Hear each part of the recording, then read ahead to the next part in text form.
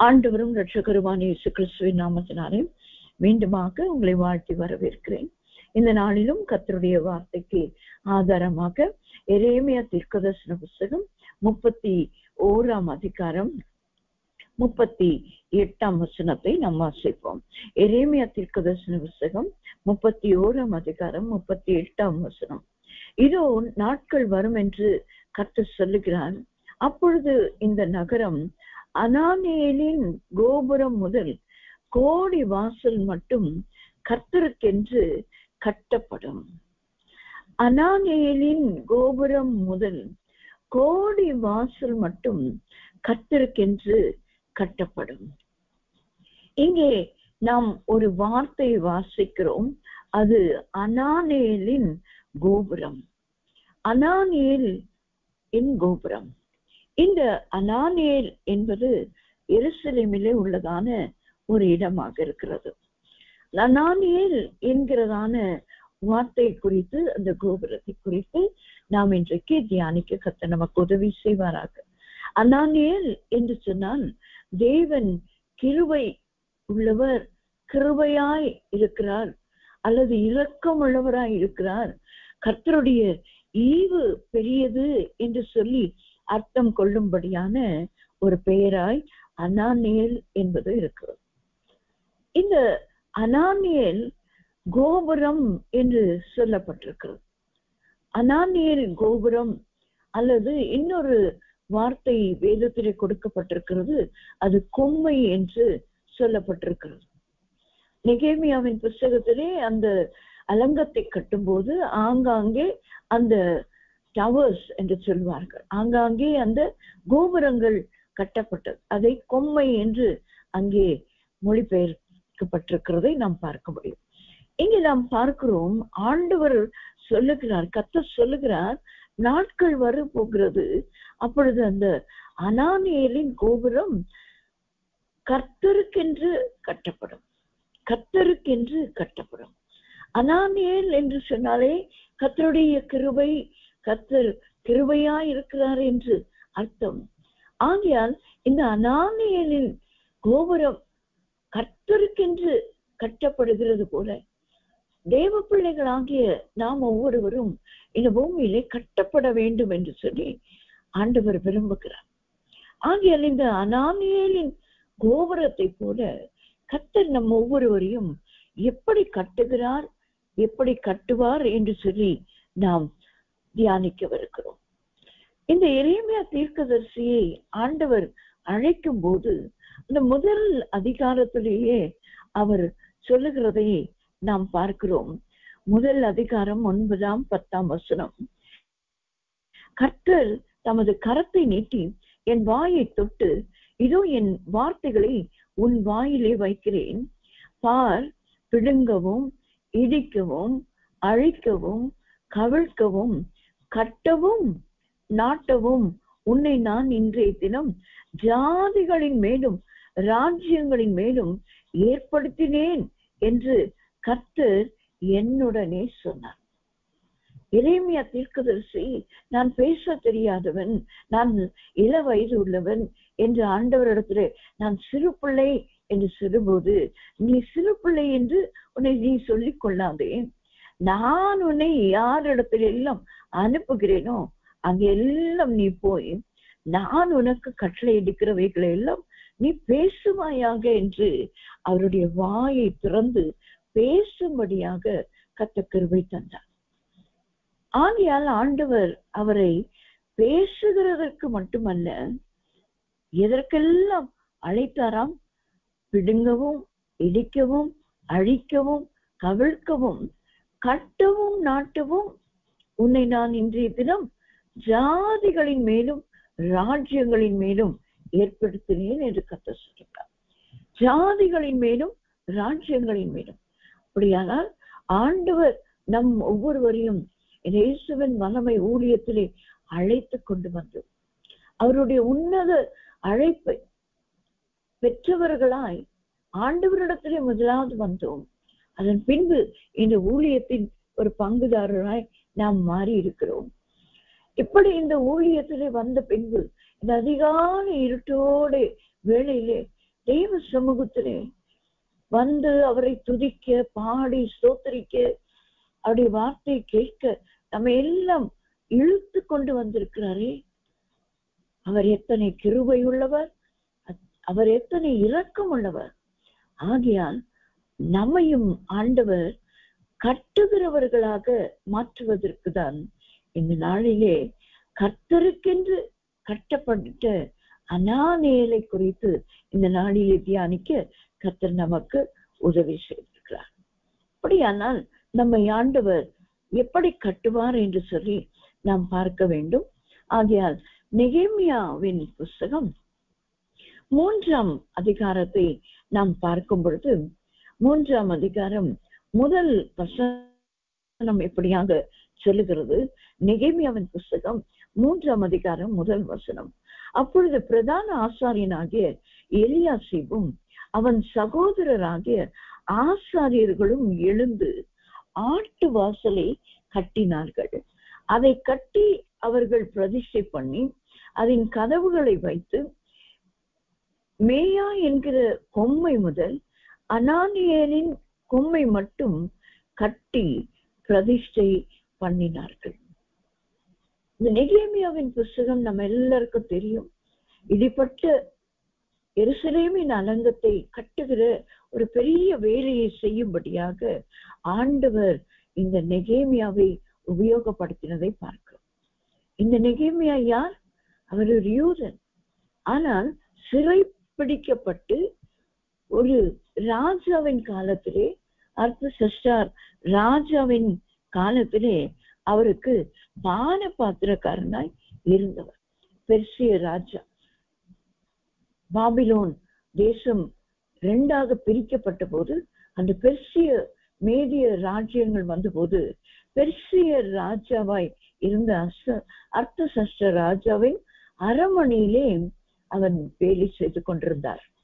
இந்த நெகேமியாவுக்கு ஆண்டவர் ஒரு பாரத்தை கொடுத்து அந்த முதல் அதிகாரத்தை நாம் பார்க்கும் பொழுது அவர் தன்னுடைய சகோதரர் ஒருவரை கேட்கிறார். எருசலேமும் அதன் அலங்கமும் எப்படி இருக்கிறது என்று சொல்லி கேட்கும்போது இவர்கள் எல்லாம் சிறைபிடித்து கொண்டு வரப்பட்டு விட்டார்கள். ஆனால் எருசலேமும் கர்த்தருடைய ஆலயமும் அலங்கமும் இடிக்கப்பட்டிருக்கும். இடிக்க ஒரு காலம், ஆனால் கட்ட ஒரு காலம் என்பதை வேதம் நமக்கு சொல்லிக் கொடுக்கிறது அல்லவா? அதுபோல ஒருவேளை அந்த பாபிலோனிய ராஜாவினாலே அது இடிக்கப்பட்டிருந்தாலும் அங்கு எழும்பினதான ஒரு பெர்சிய ராஜாவாகிய கோரேசின் நாட்களிலேதான் அது மீண்டுமாக கட்டப்படுகிறதை நாம் பார்க்கிறோம். இந்த தரியு, இந்த அர்த்தசஷ்டா, இந்த ராஜாக்கள், இந்த பெர்சிய ராஜாக்கள் காலங்களிலே அந்த அலங்கம் கட்டப்பட்டு அதன் பின்பு கோரேஸ் ராஜாவின் காலத்திலே எஸ்ராவின் மூலமாய் அந்த தேவனுடைய ஆலயம் கட்டப்பட்டதை நாம் இந்த புத்தகங்களிலே நாம் வாசிக்க முடியும். சிறைப்பட்டவர்கள் தான், ஆனால் அவர்களையும் கர்த்தர் உபயோகப்படுத்த முடியும் என்பதற்கு அவர்கள் ஒரு முன் உதாரணமாய் நமக்கு இருக்கிறார்கள்.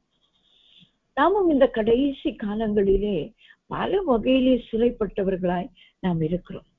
விடுதலையோடு ஜெபிக்க முடியவில்லை, விடுதலையோடு வேதம் வாசிக்க முடியவில்லை, விடுதலையோடு கர்த்தருடைய ஊழியத்தை செய்ய முடியவில்லை, பிரதிஷ்டையின் ஜீவியத்திலே நிலைத்து நிற்க முடியவில்லை. இப்படி நிறைய காரியங்களிலே தேவ பிள்ளைகள் சிறைப்பட்டு இருக்கிறார்கள், சிறைப்பட்டு இருக்கிறோம். நம்மாலே சொல்ல முடியும், ஒவ்வொருவரும் ஒவ்வொரு விதமான சிறைக்குள்ளே. வியாதி என்ற சிறை இன்றைக்கு அநேகரை இழுத்து கொண்டு இருக்கிறது. யாரை கேட்டாலும் எனக்கு டயபெட்டிஸ், சுகர் இருக்கிறது. சுகர் ஃபேக்டரியே எல்லாருடைய உடம்பிலும் ஓடிக்கொண்டு இருக்கு இன்றைக்கு. அப்படியான பல வகையிலே சத்ருவானவன் தேவ ஜனங்களை சிறைப்பிடிக்க வேண்டும் என்பது ஆதி முதல் அந்த வரைக்கும் அவனுடைய எண்ணமாக இருக்கு. ஆனால் கர்த்தர் கிருபை உள்ளவர் அல்லவா, அவர் இரக்கமுள்ளவர் அல்லவா. நம்முடைய ஜனங்கள் சிறைபிடிக்கப்பட்டு போனாலும் அது அவர்களுக்கு கொடுக்கப்பட்ட ஒரு சிறிய ஒரு சிக்ஷை, ஒரு தண்டனையாய் இருந்தாலும் அவர்களை அவைகளிலிருந்து மீட்கிறவர் தான் நம்முடைய தேவன். யோபு அந்த சிறையிருப்பிலே தான் இருந்தார். வியாதி என்கிற சிறையிருப்பு, எல்லாம் இழந்த சிறையிருப்பு. ஆனால் அப்படியே ஆண்டவர் விட்டுவிடவில்லை. அவனை சாட்சியாய் நிறுத்தினது எப்படி? 2 மடங்கான ஆசீர்வாதம்.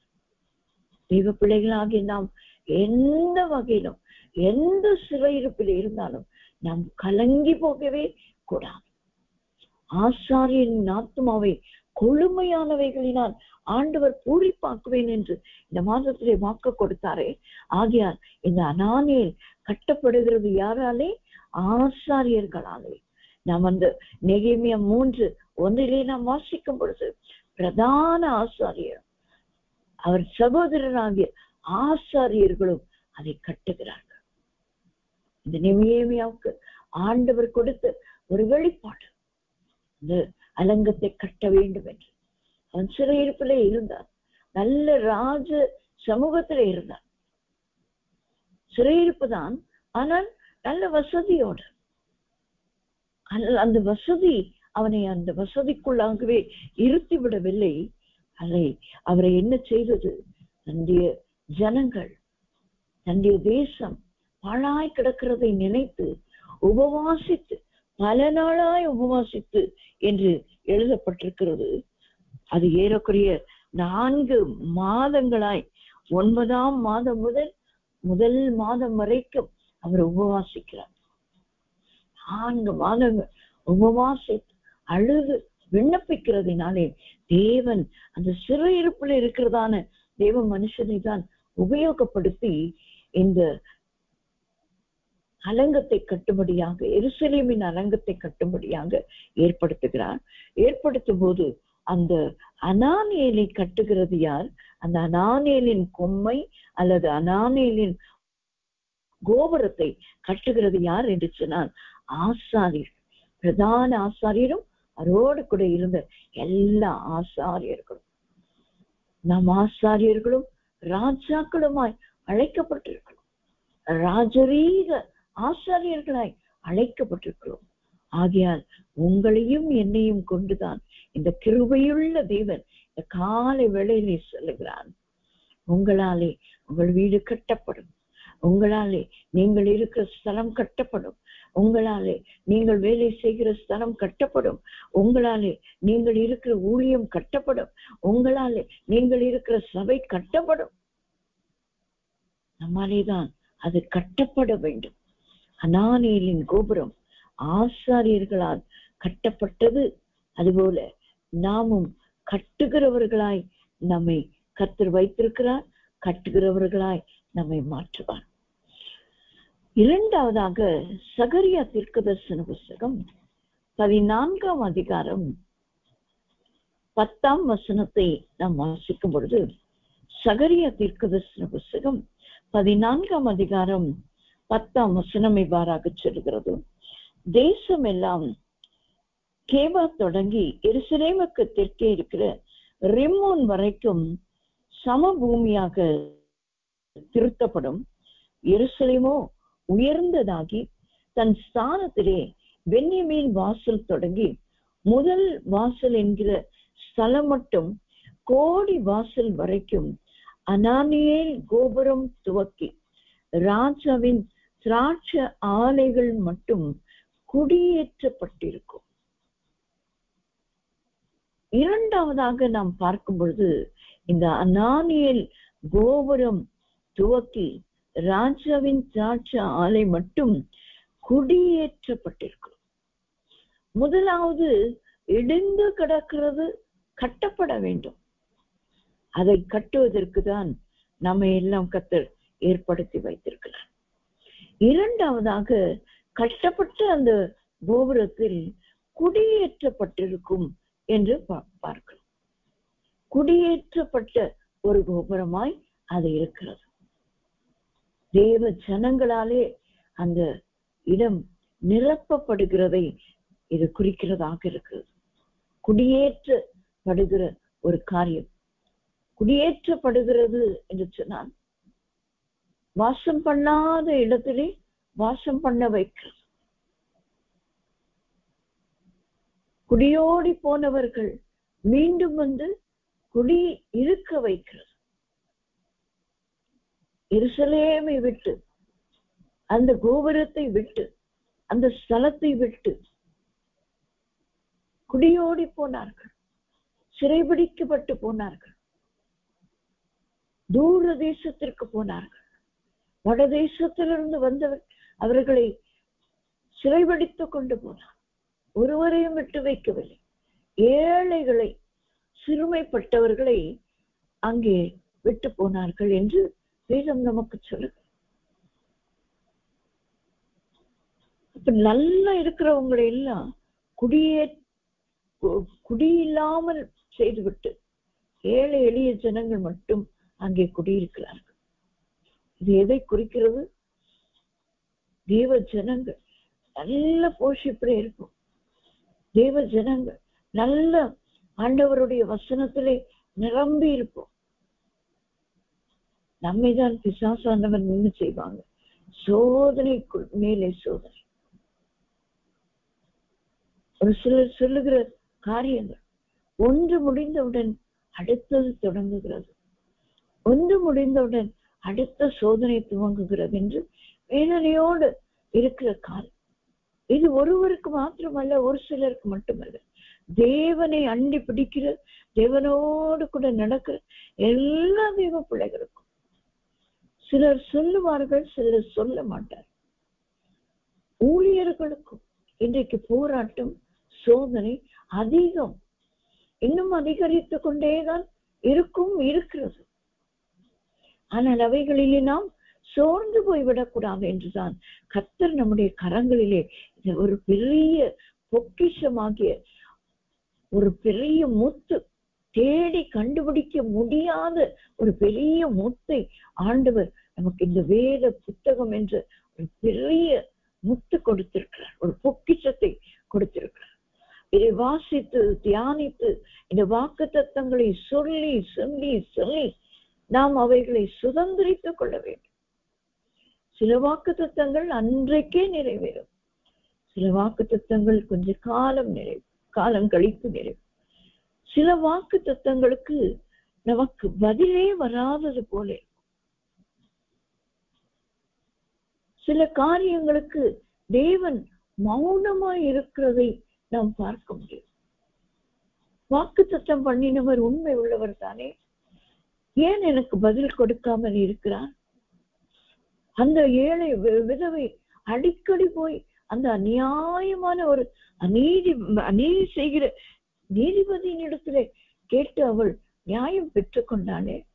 நீதி உள்ள நியாயாதிபதி எனக்கு ஏன் நியாயம் செய்யாமல் இருக்கிறார்? ஏன் நியாயம் செய்யாமல் இருக்கிறார்? நீதி செய்யாமல் இருக்கிறாரே என்று எத்தனை பேர் இன்றைக்கு நாம் புலம்பிக் கொண்டிருக்கிறோம்.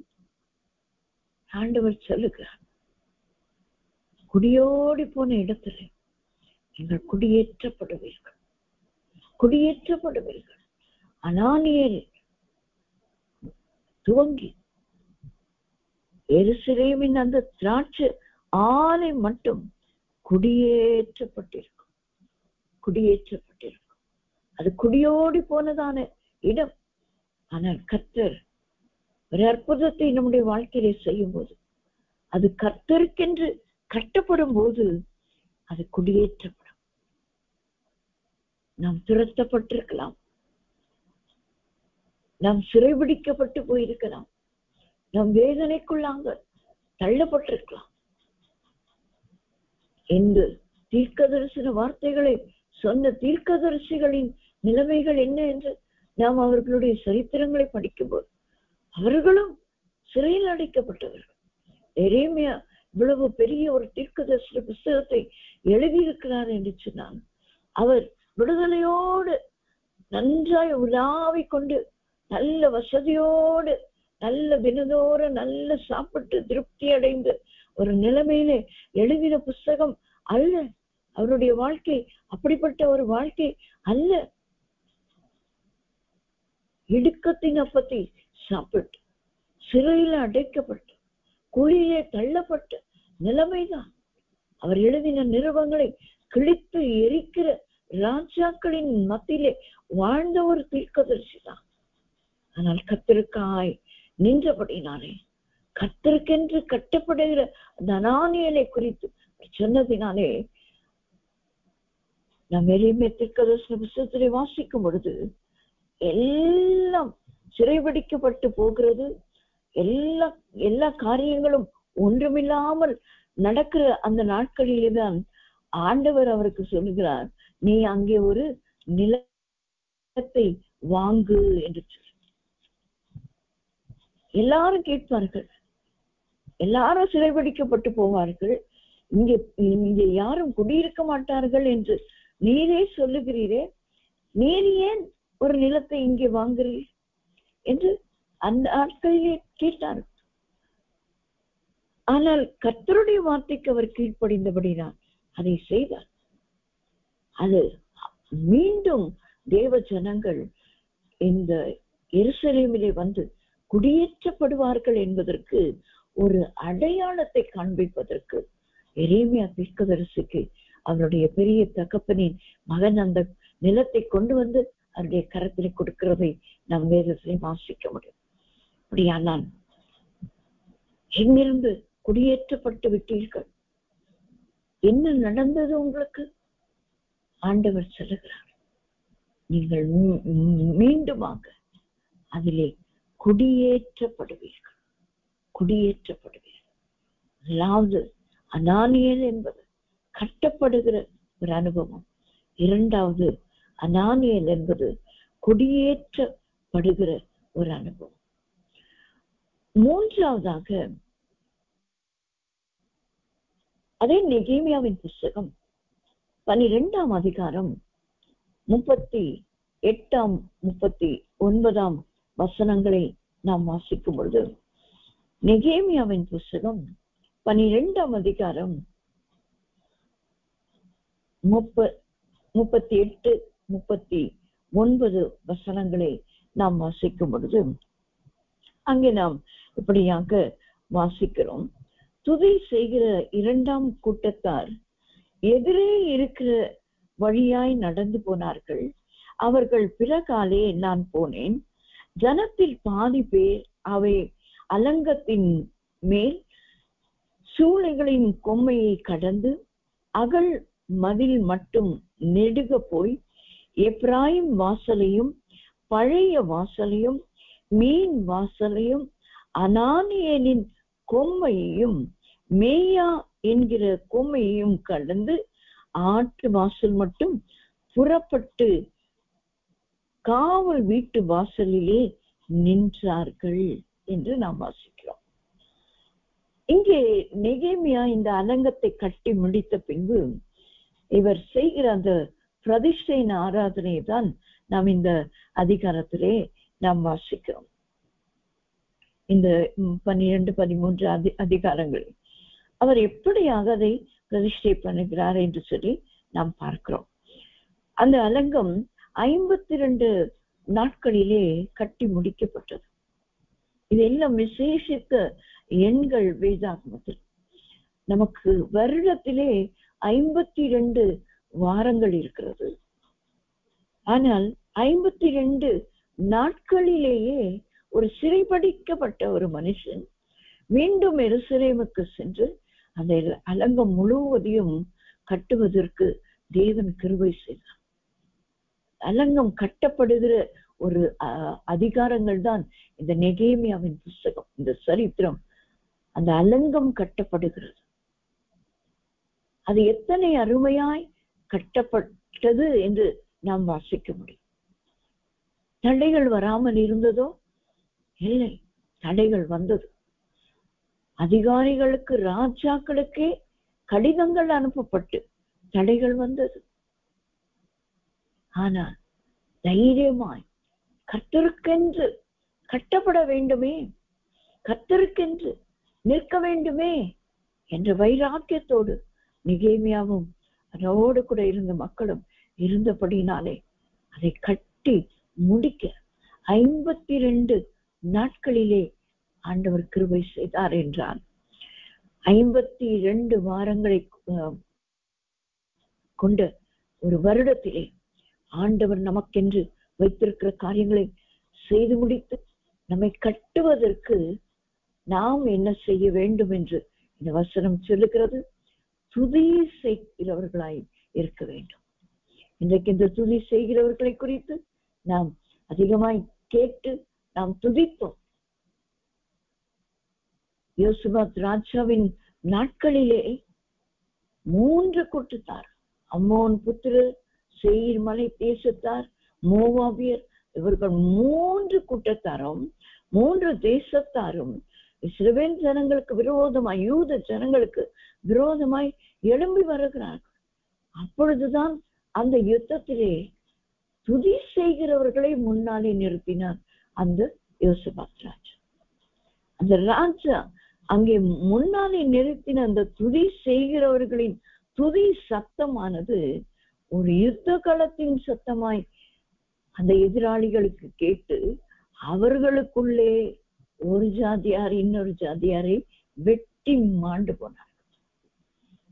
யூத ஜனங்களுக்கு யுத்தமும் இல்லை, வேலையும் இல்லாமல் அவர்கள் துதிக்கிறவர்களாய் மட்டும் இருந்து 4 நாட்கள் அந்த கொள்ளை பொருளை கொள்ளையிட்டார்களாம். 4ஆம் நாளிலே வந்து பெராக்கா என்கிற இடத்திலே கர்த்தரை துதித்தார்கள் என்று சொல்லி நாம் வாசிக்கிறோம். அப்படியானால் கர்த்தரை துதிக்கிறவர்களாக நாம் இருக்கும்போது நாமும் கட்டப்படுவோம். அநேகரை கட்டுகிறவர்களாய் கர்த்தர் நம்மை மாற்றுவார். இந்த நெகேமியாவுக்கு நல்ல ஒரு ஸ்தானம் இருந்தது. பானபாத்திரக்காரன், சந்தோஷமாய் தினந்தோறும் ராஜாவுக்கு பானம் கொடுத்து தானும் குடித்து சந்தோஷமாய் இருக்க வேண்டிய ஒரு மனுஷன் கஷ்டப்பாடுகளை எதற்கு சந்திக்கிறான்? கர்த்தருக்கென்று கட்டப்படுவதற்கு. கர்த்தருக்கென்று அந்த இடிப்பட்டு எருசலேம் அலங்கம் கட்டப்பட வேண்டும், அது குடியேற்றப்பட வேண்டும் என்பதற்காக பாடுபட்டதினாலே துதிக்கிறவர்களை தான் இங்கே அந்த அலங்கத்தின் மேலே நியமிக்கிறதை நாம் அந்த அதிகாரத்திலே வாசிக்கிறோம். நெகேமியா 12ஆம் அதிகாரம் 30, 31 வசனங்களை நான் உங்களுக்காக வாசிக்கிறேன். நெகேமியா 12, 30, 31. ஆசாரியரும் லேவியரும் தங்களை சுத்தம் பண்ணி கொண்டு ஜனத்தையும் பட்டண வாசல்களையும் அலங்கத்தையும் சுத்தம் பண்ணினார்கள். அப்பொழுது நான் யூதாவின் பிரபுக்களை அலங்கத்தின் மேல் ஏற பண்ணி துதி செய்து நடந்து போகும்படி 2 பெரிய கூட்டத்தாரை நிறுத்தினேன். அவர்களில் ஒரு கூட்டத்தார் அலங்கத்தின் மேல் வலதுபுறமாக குப்பை மேட்டு வாசலுக்கு போனார்கள். அடுத்த கூட்டத்தார் தான் நாம் வாசித்த இந்த துதி செய்கிற 2ஆம் கூட்டம் என்று 38ஆம் வசனத்திலே. அப்படியானால் இந்த நெகேமியாவுக்கு இருந்த ஒரு காரியம் என்ன? நலங்கம் கட்டப்பட்ட ஆயிற்று, அது குடியேற்றப்பட்டு ஜனங்கள் வந்தாயிற்று. ஆனால் துதி சத்தமானது நிறுத்தப்படக்கூடாது என்பதற்காக அலங்கத்தின் மேலே துதி செய்கிறவர்களை நிறுத்துகிறதை நாம் பார்க்கிறோம். அவ்வளவு பெரிய அலங்கத்தை தான் அன்றைக்கு 52 நாட்களிலே கட்டி முடித்தார்கள். ஆனால் நாம் சோர்ந்து போய் என்னுடைய வியாதி, என்னுடைய பிரச்சனை, என்னுடைய கடன், என்னுடைய சமாதான குறைவு, என்னுடைய அக்கம் பக்கத்தில் உள்ளவர்களின் தொல்லைகள், வீட்டில் உள்ளவர்களின் தொல்லைகள், இது அது என்று சொல்லி எத்தனை காரியங்களை நாம் யோசித்து கவலைப்பட்டு கலங்கி அப்படியே உட்கார்ந்திருக்கிறோம். ஆண்டவர் மார்த்தாளை பார்த்து சொன்னார். அவள் நல்ல காரியம்தான் செய்து கொண்டிருந்தாள். நல்ல சமைத்து ஆண்டவருக்கும் அவருடைய சீஷருக்கும் வந்த ஜனங்களுக்கும் கொடுத்து கொண்டிருந்தாள். நல்ல வேலை. ஆனால் அவளை குறித்து ஆண்டவர் சொல்லுகிறான், நீ கவலைப்பட்டு கலங்குகிறாய், நீ அநேக காரியங்களை குறித்து கவலைப்படுகிறாய். இது எப்படி, அது எப்படி, இது எப்படி? விசுவாசத்தோடு நீ அதை செய்து முடித்தால் அதை முடிக்க முடியும். அப்படித்தான் கர்த்தருடைய பிள்ளைகளாகிய நம்முடைய வாழ்க்கையிலும் கூட நம்ம அநேக நேரங்களிலே சோர்ந்து போகிறோம். உங்களுக்கு பிரசங்கிக்கிற நான் சோர்ந்து போகிறது இல்லையோ? சோர்ந்து போகிறேன். நானும் அநேக நேரங்களில் கண்ணீரின் பாதையிலே தான் சென்று வருகிறேன். ஆனால் ஆண்டவருடைய வசனம் யாரை கொண்டாகிலும் எப்பொழுதாவது இன்றைக்கும் நாம் கேட்கும் போது கர்த்தர் செய்ய நினைத்தது தடைபடாது. அவர் சகலத்தையும் செய்ய வல்லவர். இந்த வசனம் நமக்கு நன்றாய் மனப்பாடமாய் தெரியும். யாபேசின் எல்லையை கர்த்தர் பெரிதாக்கினார், அவன் வேண்டுதலை கேட்டார். இதுவும் தெரிந்த வசனம். ஆனால் மீண்டும் அது ஒரு ஊழியக்காரன் வாயிலே நமக்கு வருகிறது என்று சொன்னார். அதை கர்த்தர் என்ன செய்கிறார்? உறுதிப்படுத்துகிறார். நான் பலப்பட்டேன். அந்த ஒரு சில வார்த்தைகள் என்னை பலப்படுத்துகிறது. நாம் ஒவ்வொருவரும் அப்படித்தான் ஒருவர் வார்த்தைகளை சொல்லும் போது பலப்படும். இவர்கள் பிரசங்கிக்கிறார்களா, இவங்க பிரசங்கம் எனக்கு வேண்டாம். அவருக்கு என்ன தெரியும்? அவரு ஏதாவது ஒண்ணு உளறிக்கிட்டு இருப்பார். அவர் பிரசங்கம் எனக்கு வேண்டாம். இல்லைங்க இல்லைங்க, எளியவர்களை கொண்டு ஆண்டவர் பெரிய காரியங்களை செய்ய வல்லமையா இருக்கிறார். ஆகிய எளியவரின் பிரசங்கத்தை அசட்டை பண்ணிவிட வேண்டாம். அவர்கள் சொல்லுவது நம்ம கேட்கும். எல்லா தேவ பிள்ளைகளின் மூலமாகவும் தேவ ஆவியானவர் பேசுவார். ஆண்டவர் நமக்கு வார்த்தையை கொடுப்பார், வெல்லப்படுத்துவார். ஆகிய நாம் துதி செய்கிறதை நாம் விட்டு விடவே கூடாது. கர்த்தரை ஸ்தோத்தரித்துக் கொண்டே இருக்க வேண்டும். எத்தனை பெரிய யுத்தம் வரட்டும், எத்தனை பெரிய யுத்த கடத்திலே போய் நாம் நிற்கட்டும், எத்தனை பெரிய காரியங்களை நாம் செய்து முடித்தவர்களாய் கூட இருக்கலாம். இந்த நெகேமியாவின் புஸ்தகத்திலே, இந்த அதிகாரத்திலே அவர்கள் அலங்கத்தை கட்டி முடித்து விட்டார்கள். அதன் மேல் ஏறிதான் அவர்கள் என்ன செய்கிறார்கள்? துதி செய்கிறார்கள். ஒருவேளை உங்களுடைய காரியங்கள் முடிவடைந்திருக்கலாம். ஏதோ ஒரு காரியத்துக்காய் வாஞ்சையோடு செபித்து காத்து காத்து காத்து கொண்டிருந்திருப்பீர்கள். அதை கர்த்தர் முடித்து கொடுத்திருப்பார். ஆண்டவர் கொடுத்து விட்டார் என்று நாம் அமைதியாய் போய்விடக்கூடாது. துதித்து கொண்டே இருக்க வேண்டும். ஆண்டவர் என்னை செய்த இந்த நன்மைக்காக ஸ்தோத்திரம் ஸ்தோத்திரம் ஸ்தோத்திரம் என்று ஸ்தோத்திரித்துக் கொண்டே இருக்கும்போது ஸ்தோத்திரத்தினாலே நமக்கு கிருபை பெருகும். அதான் அனானியர். நாம் ஸ்தோத்தரிக்க ஸ்தோத்தரிக்க கிருபை பெருகிக் கொண்டே இருக்கும். கடைசியாய் அனானியல் என்பதற்கு அர்த்தம் என்ன என்று சொல்லி நாம் பார்த்து ஜெபித்து முடிக்கவிருக்கிறோம். நெகேமியாவின் புஸ்தகம் 12ஆம் அதிகாரம் 40ஆம் வசனத்தை நாம் வாசிக்கும் பொழுது, நெகேமியாவின் புஸ்தகம் 12ஆம் அதிகாரம் 40ஆம் வசனம். அதற்கு பின்பு துதி செய்கிற 2 கூட்டத்தாரும் தேவனுடைய ஆலயத்திலே வந்து நின்றார்கள். ஹல்லேலூயா. எப்படி படிப்படியாய் படிப்படியாய் படிப்படியாய் தேவ பிள்ளைகளின் முன்னேற்றம் இருக்கிறது என்பதை நாம் இந்த வசனங்கள் மூலமாய் கண்டு கொள்ள முடியும். இந்த அனானியேல் என்று சொன்னால் அது கர்த்தருக்கென்று கட்டப்பட வேண்டும். அது கட்டப்பட்டது யாராலே? ஆசாரியர்களாலே. ஆசாரியர்களாலே கட்டப்பட்டது.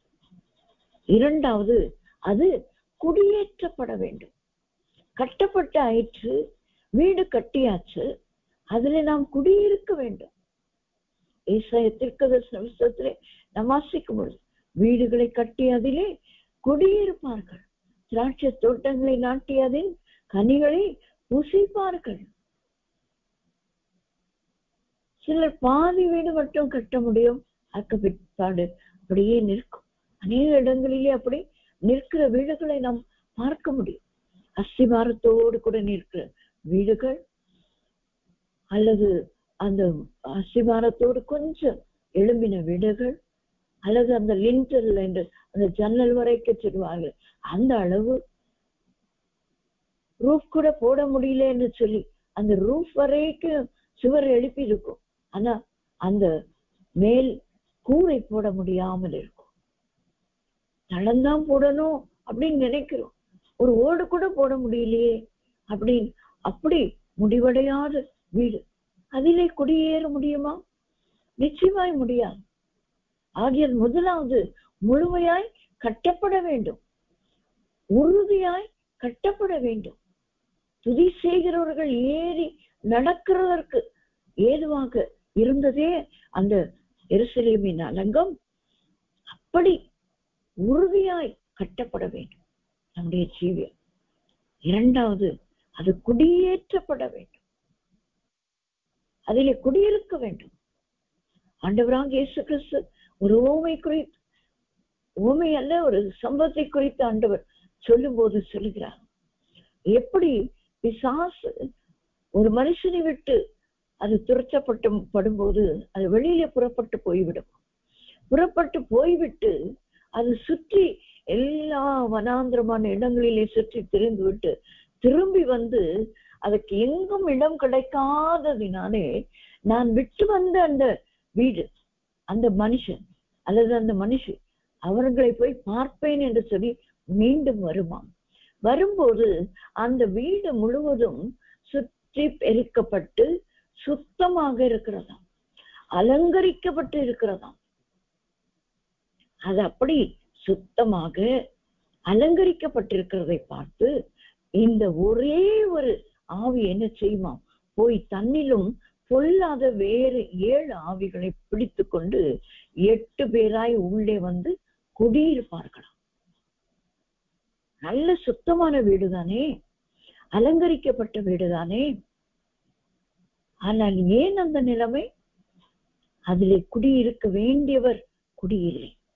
வாசல்களே உங்கள் தலைகளை உயர்த்துங்கள், அநாதி கதவுகளே உயருங்கள், மகிமையின் ராஜா உட்பிரவேசிப்பார். இந்த மகிமையின் ராஜா உட்பிரவேசித்து ஆளுகை செய்யாவிட்டால் எந்த ஒரு வீடும் அது ராஜாவின் ஆளுகைக்குள்ளாக இல்லாதபடினாலே குடியில்லாமல் போகும். அது ஜோடிக்கப்பட்டிருக்கலாம், அது அலங்கரிக்கப்பட்டிருக்கலாம், அது சுத்தமாக பெருக்கி துடைத்து மிகவும் அழகாக இருக்கலாம். ஆனால் ஆளுகை செய்கிறவர் இல்லையானால் அதிலே குடியிருக்க முடியாது. ஆகையால் தான் துதிக்கிறவர்களாய் நாம் இருக்கும்போது துதி செய்கிறவர்களின் இருதயத்திலே தேவன் எப்பொழுதும் குடியிருக்கிறார். ஸ்தோத்திர பலி இடுகிறவன் என்னை மகிமைப்படுத்துகிறான். என்னை மகிமைப்படுத்துகிற எந்த ஸ்தானத்திலும் நான் வந்து அவனை ஆசீர்வதிப்பேன். துதி செய்கிறவர்களுக்கு தான் குடியேற்றப்படுகிற ஒரு அனுபவம். உள்ளே ஆண்டவர் குடியிருக்கும் போதுதான் நாமும் அவரோட கூட குடியிருக்க முடியும். ஆண்டவர் இல்லாத இடத்திலே நம்மாலே குடியிருக்க முடியாது. ஏனென்றால் அது பொல்லாத 8 பிசாசுகளினால் ஆட்கொள்ளப்பட்டது. 1 அல்ல 2 அல்ல, 1 துரத்துவதே கடினம். இப்பொழுது 8 எங்கே துரத்துவது? ஆகையால் குடியேற்றப்பட்ட பின்பு துதியை நாம் விட்டுவிடக்கூடாது. ஸ்தோத்திரம் செய்கிறது தான் தகும் என்று வேதம் சொல்லுகிறது. மற்ற எந்த காரியமும் தகாதது, எந்த பேச்சும் தகாதது. ஸ்தோத்திரம் செய்தலே தகும். ஸ்தோத்திரம் செய்து கொண்டே இருக்கும்போது நம்ம எங்கே கொண்டு போய் ஆண்டவர் நிறுத்துகிறாராம்? ஆலயத்திலே நிறுத்துகிறார். இந்த ஆலயத்திலே நாட்டப்பட்டவர்கள் நீங்கள் என்று கர்த்தர் இந்த நாளிலே சொல்லுகிறார். ஆலயத்திலே கொண்டு போய் நிறுத்துகிறார். அப்படியானால் இந்த ஆலயத்தை குறித்து ஒரு 2 வசனங்களை பார்த்து நாம் முடிக்கவிருக்கிறோம். 1 ராஜாக்களின் புஸ்தகம் 6ஆம் அதிகாரம் 7ஆம் வசனத்தை நாம் வாசிக்கும் பொழுது 1 ராஜாக்கள் 6:7, ஆலயம் கட்டப்படுகையின் அது பணி தீர்ந்து கொண்டு வரப்பட்ட கற்களாலே கட்டப்பட்டது. ஆகையால் அது கட்டப்படுகிற போது சுத்திகள், வாட்சிகள் முதலான எந்த இரும்பு ஆயுதங்களின் சப்தமும் அதிலே கேட்கப்படவில்லை. இந்த ஆலயம் இது எழுத்தின்படியாக கற்களாலே கட்டப்பட்ட ஒரு ஆலயம். இது சாலமோன் கட்டினதான பிரம்மாண்டமான பெரிய ஆலயம். 7 வருடங்கள் கட்டினார். ஒரு எருசலேமின் அலங்கத்தை கட்டுவதற்கு 52 நாட்கள் போதுமானதாய். ஆனால் இந்த சாலமோன் கட்டின தேவாலயம்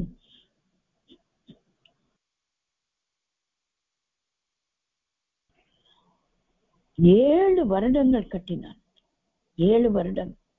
அதிலே அதை கட்டும்போது ஆண்டவர் கொடுத்த ஒரு தீர்மானம், ஒரு திட்டம், ஒரு கட்டளை.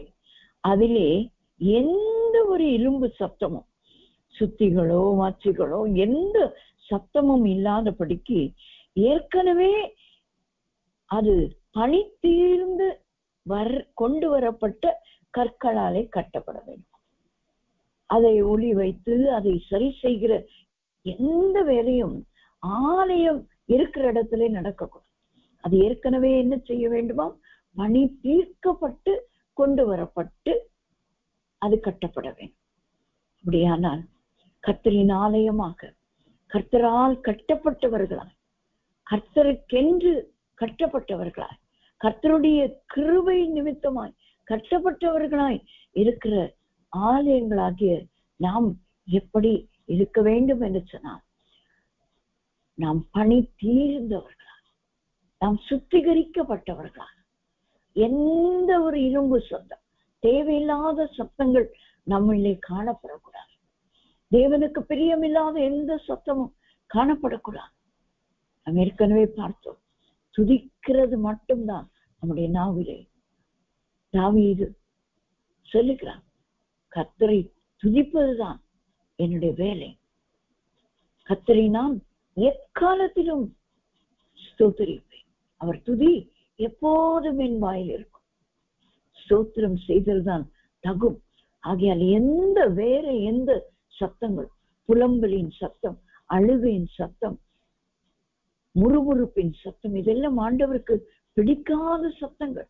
ஆகையால் தான் எரேமியா 31 அதிகாரத்துல நாம் வாசிக்கும் போது 15-16 வசனங்களை நாம் வாசிக்கும் போது, உன் அழுகையின் சத்தத்தை நீ நிறுத்து, உன் கண்ணீரின் சத்தத்தை நிறுத்து, நீ அழ வேண்டாம் என்று ஆண்டவர் சொல்லுகிறார். இந்த சத்தங்கள் எல்லாம் கேட்கப்படக்கூடாது. துதிக்க சத்தம், அதற்கென்று அழ வேண்டாம் என்று நான் சொல்ல மாட்டேன். நாம் அழுது தேவ சமூகத்திலே தீர்த்து விட வேண்டும் நம்முடைய காரியங்களை. அழுது கொண்டே இராய் என்று எழுதப்பட்டிருக்கு. அழுது கொண்டே இராமல் நம்முடைய சத்தம் தேவ சமூகத்திலே கேட்கிற ஒரு நல்ல சத்தம் மட்டும் இருக்க வேண்டும். அது ஸ்தோத்திரமும் துதியும் தான் நம்முடைய சத்தமாக இருக்கிறது. அது பனி தீர்ந்ததாய், சுத்திகரிக்கப்பட்டதாய், ஆண்டவருடைய சமூகத்திலே வந்து நிற்கத்தக்கதாய் ஆலயத்திலே நின்றார்கள் துதி செய்தவர்கள் என்று நாம் பார்க்கிறோம்.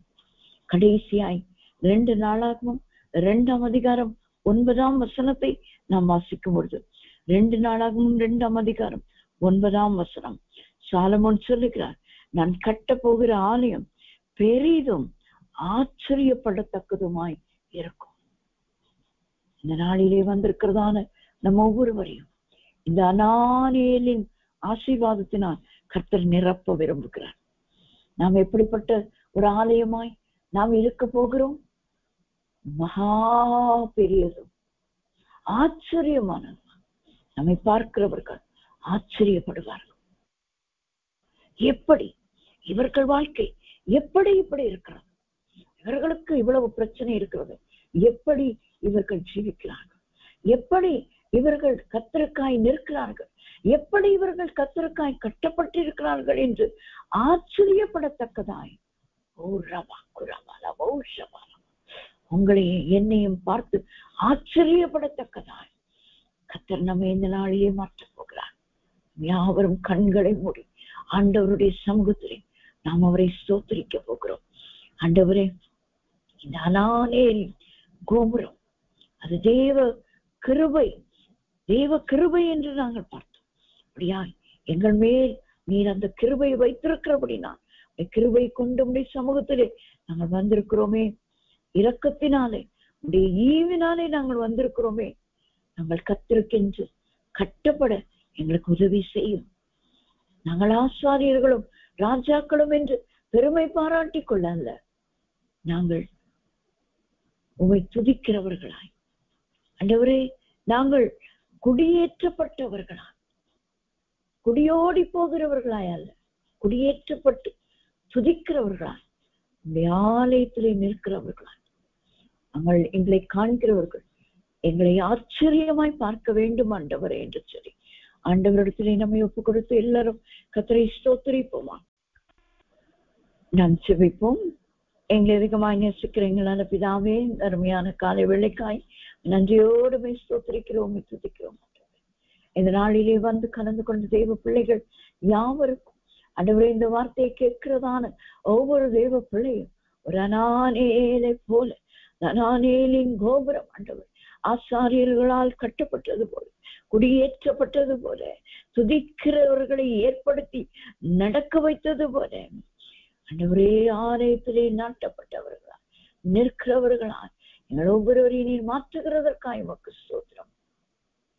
பெரிதும் ஆச்சரியமானவர்களாய் இந்த பூலோகத்திலே நாங்கள் எங்கள் பிரயாணத்தை முடிக்க கர்த்தர் கிருபை செய்யும்படியாக நாங்கள் போகும் இந்த மோட்ச பிரயாணம் ஆண்டவரே மோட்சத்துக்கு நாங்கள் வந்து சேரும் அந்த நாள் மட்டும் இந்த பிரயாணத்திலே இவைகளை நாங்கள் கடைபிடித்து துதிக்கிறவர்களாய் மட்டுமே மற்ற எந்த சத்தமும் எங்களிலே காணப்படாதபடிக்கு எங்களை காத்துக்கொள்ள எங்களுக்கு கிருபை தான்.